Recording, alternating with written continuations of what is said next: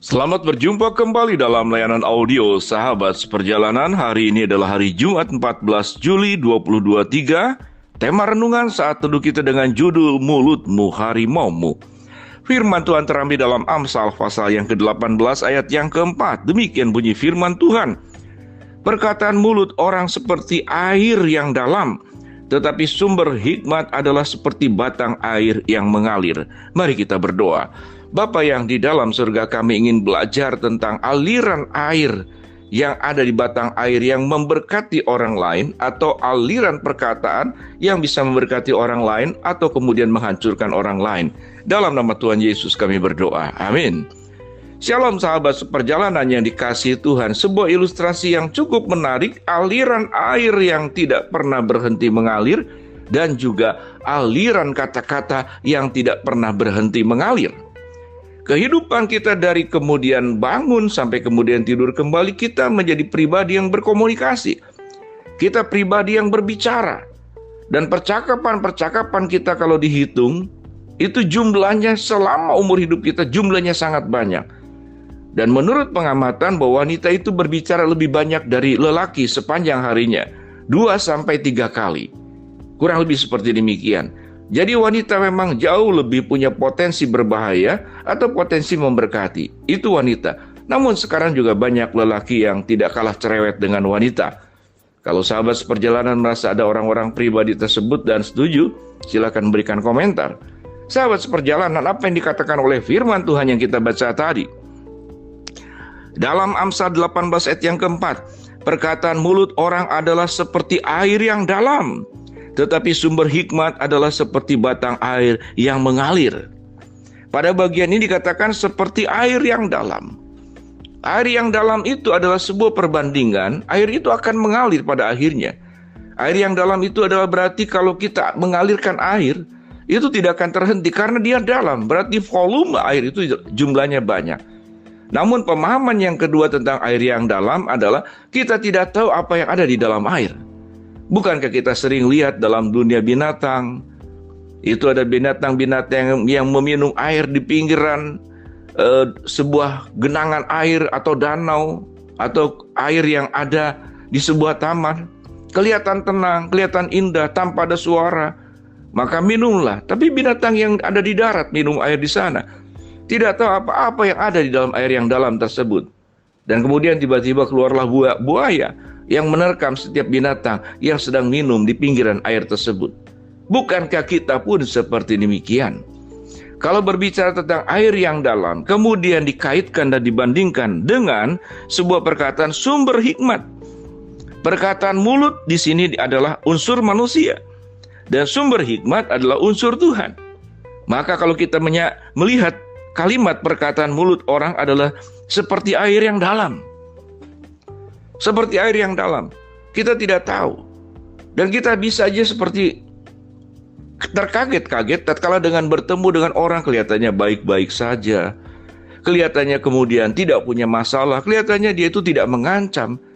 Namun terkaget-kaget dalam perjalanan bersama-sama, setelah kita bergaul dengan orang yang bersangkutan, ya kita saling berbagi. Kita sedang minum air seakan-akan dia adalah penolong sahabat yang luar biasa. Karena menolong kita tatkala kita mengalami kehausan hidup di dalam banyak aspek, dia memberikan kesegaran kepada kita.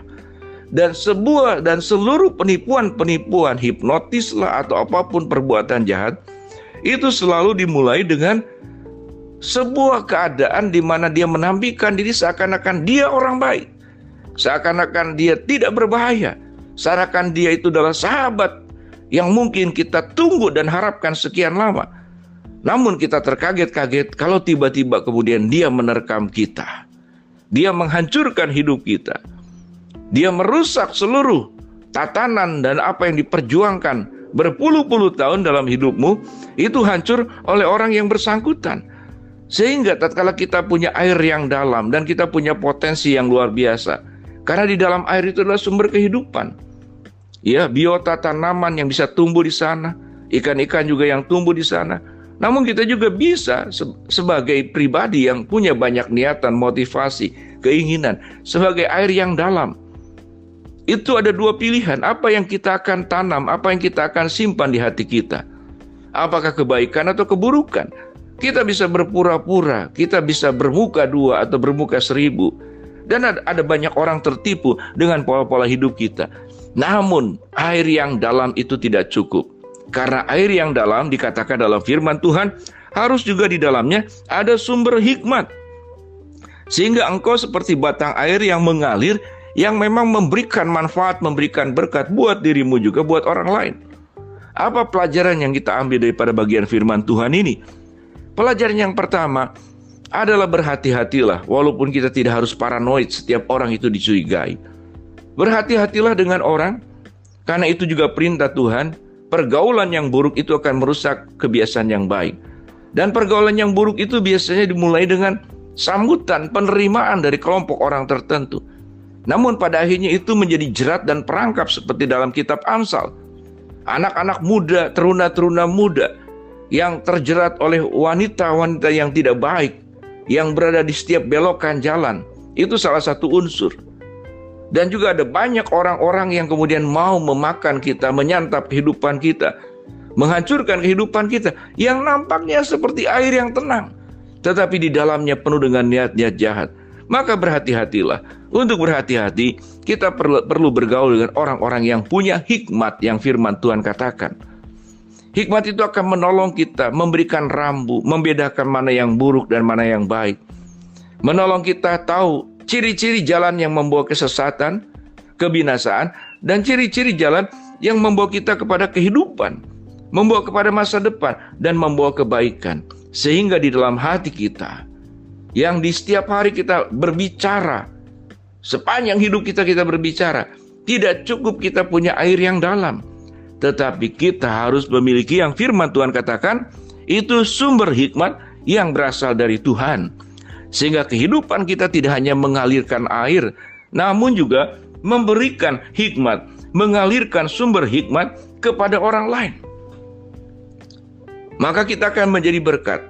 Baiklah sahabat seperjalanan, ingatlah mulutmu adalah harimaumu. Kalau di dalam hatimu adalah harimau, maka yang keluar pun satu hari kelak nanti akan menerkam orang lain. Kalau di dalam hatimu itu adalah buaya yang menerkam apapun yang ada di darat, sementara ada dia di dalam air, maka itu juga yang akan kemudian menjadi pola hidup kita. Dan esensi kita akan sangat ditentukan ekspresi hidup kita dari apa yang ada di air yang dalam tersebut. Dengan demikian, biarlah hati kita selalu dipenuhi oleh hikmat-hikmat Allah, berkat-berkat Allah, karakter-karakter Tuhan, sifat-sifat Tuhan, sehingga kita hidup sebagai manusia baru yang menghasilkan sumber hikmat yang mengalir seperti batang air yang memberkati orang banyak.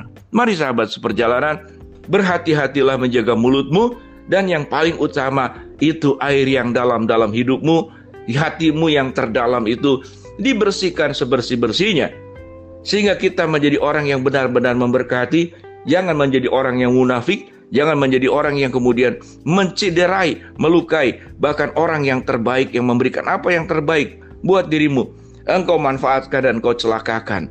Jangan lakukan hal itu, karena Tuhan meminta kita setiap perbicaraan yang keluar, air yang dalam itu harus ada sumber hikmat di dalamnya. Mari kita berdoa. Bapa dalam surga, terima kasih buat renungan yang kami pelajari hari ini. Hamba-Mu berdoa buat sahabat seperjalanan yang sedang sakit, Tuhan jamah sembuhkan. Sahabat seperjalanan yang sedang menghadapi masalah, Tuhan bukakan jalan. Sahabat seperjalanan yang sedang memohon, berharap sesuatu, Tuhan kabulkan dengan cara dan waktunya Tuhan. Dalam nama Tuhan Yesus kami berdoa, amin. Shalom, Tuhan memberkati kita semua.